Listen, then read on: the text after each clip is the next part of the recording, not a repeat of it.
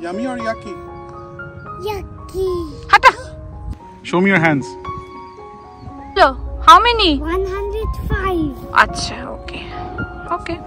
আমার কাছে 120. নমস্কার, আমি সুচিস্মিতা। আশা করি সকলে খুব ভালো আছেন। আজ নতুন দিন আর এই নতুন ভিডিওতে সবাইকে অনেকখানি স্বাগত জানালাম। দেখে বুঝতেই পারছেন এই ভিডিওটা এখনকার নয়, বেশ কিছু মাস আগেরই তোলা। মনে হলো আপনাদেরকে ঘুরে দেখাই কানাডার একটি স্ট্রবেরি ফার্ম। তো সেই জন্যই শুরু করছি এই ভিডিও।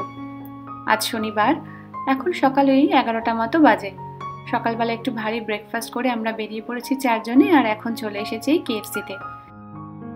আমরা কানাডার কিউবেক রাজ্যের মন্ট্রিয়াল শহরে থাকি।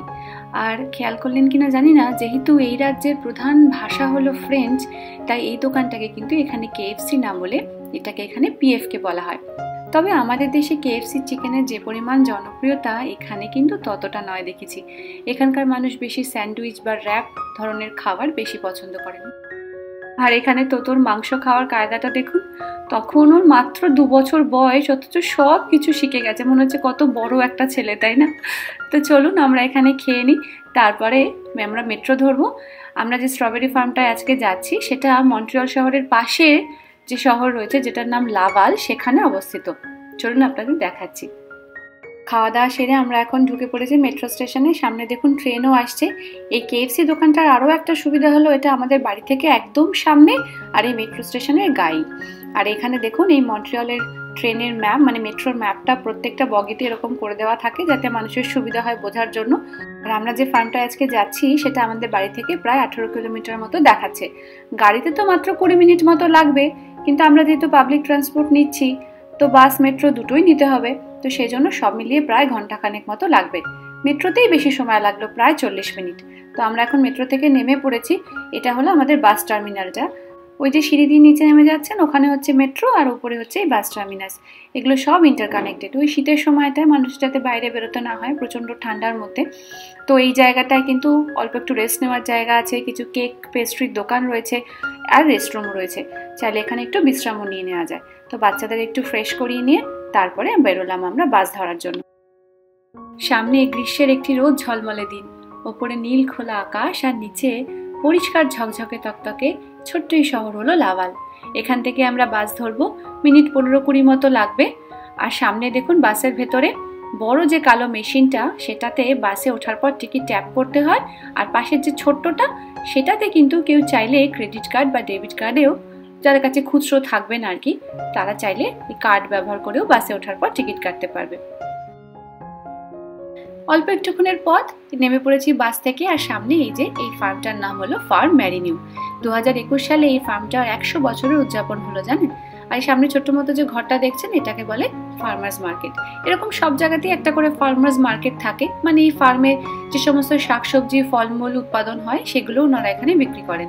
এখানে দামটা একটু বেশি হয়, কিন্তু জিনিসপত্র কিন্তু ভীষণভাবেই ফ্রেশ পাওয়া যায়। কেউ কিন্তু চাইলে ফার্মে না ঢুকে সরাসরি এখান থেকে জিনিসপত্র কিনে নিয়ে বাড়ি চলে যেতে পারেন। ফার্মে ঢোকাটা কিন্তু কোনোভাবেই বাধ্যতামূলক নয়। চলো সামনে দেখি কি কি পাওয়া যাচ্ছে। নানান রকম ব্রেড, সাথে পাস্তা সস লাগানো, বিভিন্ন রকমের পাস্তা সস, বিভিন্ন রকমের জ্যাম, জেলি, অনেক কিছুই বিক্রি হচ্ছে। কিন্তু আমাদের তো কেনার প্ল্যান নেই, কারণ এখান থেকে যা কিছুই কিনবো সেগুলো তো সারাটা দিন বই নিয়ে বেড়াতে হবে। তো দেখি, ঘুরে ঘুরে দেখতেই তো ভালো লাগে, তাই না? আর এই জায়গাটায় দেখুন কত রকমের ফ্লেভারের দই, দুধ, মানে এখানেই ফার্মে বোধহয় যে সমস্ত প্রাণী প্রতিপালন করা হয় সেগুলো থেকে নারা এগুলো বানিয়েছেন। চিজও আছে দেখলাম অনেক রকমের। ফার্মার্স মার্কেটটা পেরিয়ে আমরা ভেতরে চলে এসেছি। একদিকে এরকম বসার জায়গা যেখানে খাবার দাবার নিয়ে একটা দারুণ পিকনিক হতে পারে, আর আরেকটা দিকে হলো বাচ্চাদের খেলার জায়গা। কত রকমের অ্যাক্টিভিটি, আর এরা কি প্রচণ্ড রকম এনজয় করছে এই গরমের একটা দিনে। হ্যাঁ সত্যি সেদিনটা কিন্তু ভীষণ গরম ছিল, প্রায় 30 ডিগ্রির উপরে টেম্পারেচার ছিল। দেশের মানুষ ভাববেন 30 ডিগ্রি আর এমন কি, কিন্তু এখানে আসলে আকাশটা পরিষ্কার থাকে, তো রোদটা এত ঝলমলে হয়, তাই জন্য মাথাও যন্ত্রণা করে, চোখ ধাঁধিয়ে যায়। আর সামনে দেখুন আইসক্রিমের একটা ছোট্ট কাউন্টার, সেখানে কি লম্বা লাইন, কিন্তু আমরা এখন কিনবো না, ফেরার পথে কিনবো, কারণ এখন এই গরমের মধ্যে আইসক্রিম খেলে নিশ্চয়ই ঠান্ডা গরম লেগে যাবে। এই হলো টিকিট কাউন্টার। এখান থেকে টিকিট কেটে আমরা মেন ফার্মটায় যেতে পারবো। তো এই টিকিট কাউন্টার থেকে যে মেন ফার্ম মানে যেখানে আসল স্ট্রবেরির পিকিংটা হবে সেটা কিন্তু বেশ অনেকটা রাস্তা। তো বাচ্চারা তো এত হাঁটতে পারবে না, তাই এনারাই এই ছোট্ট ছোট্ট গাড়িগুলো, এগুলোকে বাগি বলা হয়, ওনারা প্রোভাইড করছেন যাতে বাচ্চাদের এতটা কষ্ট করে না হেঁটে যেতে হয়। সামনে কি বিরাট এই চত্বরটা, বুঝতে পারছেন? এখানে যেন শেষ আর দেখা যাচ্ছে না। লাভাল শহরে এই পরিবারটি 175 একর জমিতে প্রায় 100 বছরেরও বেশি সময় ধরে চাষবাসের সাথে যুক্ত আছেন। 175 একর জমি মানে কতটা আন্দাজ করতে পারছেন? প্রায় 135 খানা ফুটবল মাঠের সমান। আর এখানে দেখুন কত ব্লুবেরি ধরেছে। আজকে তো আমরা এসেছি স্ট্রবেরি পিকিং এর জন্য, আগেই বললাম, কিন্তু এই ব্লুবেরি গুলো কিন্তু পাকতে আরো কয়েকটা সপ্তাহ লেগে যাবে।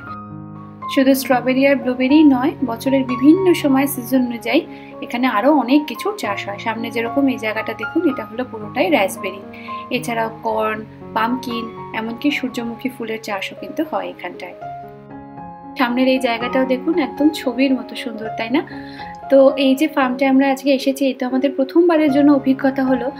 এখানকার স্কুলে যে বাচ্চারা যায়, এখানকার স্কুল থেকেও কিন্তু ভীষণভাবে এনকারেজ করা হয় যাতে এই ফার্মটা ভিজিট করা হয়। জেনারেলি তো এই জুন জুলাই মাসটা তো গরমের ছুটি থাকে, তাই বাচ্চাদেরও সুবিধা, স্কুল ছুটি নিতে হয় না।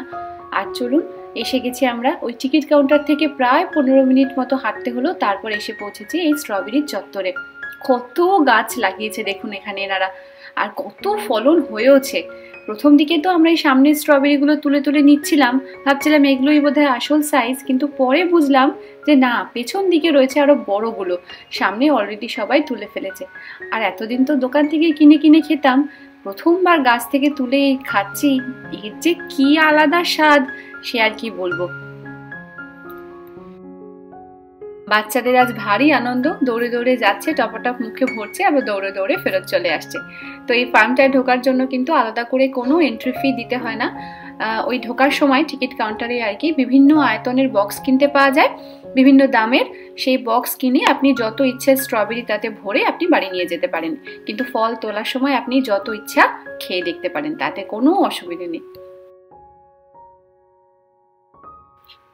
আর এখানে দু ভাইয়ের অবস্থা দেখুন, আসলে ওরা এত হুড়োহুড়ি দৌড়াদৌড়ি করছিল পাঠের মধ্যে, তাই কৌস্তব দুজনকে নিয়ে ছায়ায় বসেছে একটু, কারণ ভীষণ গরম ছিল সেই দিনটায়।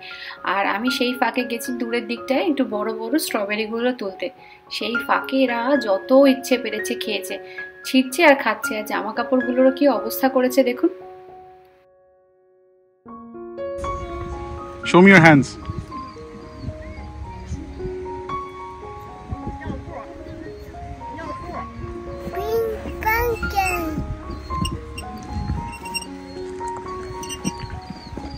Baba pink pumpkin.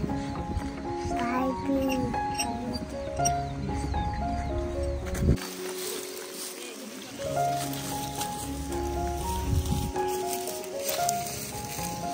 Me or yucky? Yucky. Yucky. Yucky or yummy? এত স্ট্রবেরি খেয়ে শেষে বলে বেটা যে স্ট্রবেরি নাকি ইয়াকি, বলেছি তোকে আর আনবই না। তো যাই হোক, দেখুন এখানে এত স্ট্রবেরি যে রয়েছে, যতদিন পর্যন্ত থাকবে ততদিন এই স্ট্রবেরি পিকিংই চলবে। আর কি ভারী এই বক্সটা তুলে নিয়ে চলেছে। এখন রোদে থেকে থেকে আমারও এবার ভীষণ মাথা ব্যথা করছে, তাই বসেছি এবার একটু ছায়ায়। একজনকে দেখলাম জানেন, ওই মাঠে স্ট্রবেরি তুলতে তুলতে মাথা ঘুরিয়েই পড়ে গেলেন। ওনাকে বোধহয় হসপিটাল নিয়ে যেতে হলো। কামনা করি যেন খুব তাড়াতাড়ি সুস্থ হয়ে যান। How many strawberries did you pick? কতগুলো বলো? How many? 105. আচ্ছা, ওকে ওকে। বাবার কাছে 121. বাবার কাছে 121 আর মায়ের কাছে 208. ওরে বাবা। ওকে। আর ভাইয়ের কাছে 2 ওকে ওকে। কিউট কাপু। স্ট্রবেরি খেয়ে খেয়ে তো বাচ্চাদের পেট ভরে গেছে, এবার ওদের বায়না ওই সামনের যে পার্কটা দেখিয়েছিলাম সেখানটায় যাবে, খেলা করবে কিছুক্ষণ। তো আমাদের এমনিতেও তো হয়েই গেছে যা ফল তোলার। তো চলুন সামনেটায় যাই, যে যার পছন্দের জিনিসপত্র নিয়ে একটু খেলাধুলা করুক, তারপরে আমরা বাস ধরবো। এখন তো রোদটা পড়ে গেছে, হট করে ওয়েদারটা ভীষণ সুন্দর লাগছে। কত মানুষকে দেখলাম ওই সামনের যে পিকনিক টেবিলগুলোয়, সেখানে খাবার দাবার নিয়ে একদম রাতের ডিনার করছেন, আর বাচ্চারা এই পাশের জায়গাটায় খেলা করছে। আমাদের বাড়িটা যদি কাছাকাছি হতো আমরাও মাঝে মাঝে আসতে পারতাম, কিন্তু অনেকটাই দূর, 1 ঘন্টার পথ কি আর চট করে আসা যায়? তো এরকম একটা গরমের দিন শেষ পাতে আইসক্রিম না হলে তো সম্ভবই না, আর কি শেষ করা যাবেই না। তো শেষ পাতে এই আইসক্রিম, আর গাপু খাচ্ছে একটা শেক। এই যে ফল দিয়ে যেগুলো দিয়ে বানানো আর কি, সেগুলো কিন্তু এই ক্ষেতেই উৎপাদন করা হয়েছে। তো এবার আমরা একটু খেয়ে নিই, তারপরে ব্যাস আজকের মতো দিন শেষবারের মতো এই দোলনা চড়ে নিয়ে এবারে আমরা বাসে উঠবো। আজকের মতো ভিডিও তাহলে এটুকুই, দেখা হবে খুব তাড়াতাড়ি নতুন কোনো একটা ভিডিওতে। ততদিন সবাই ভালো থাকবেন।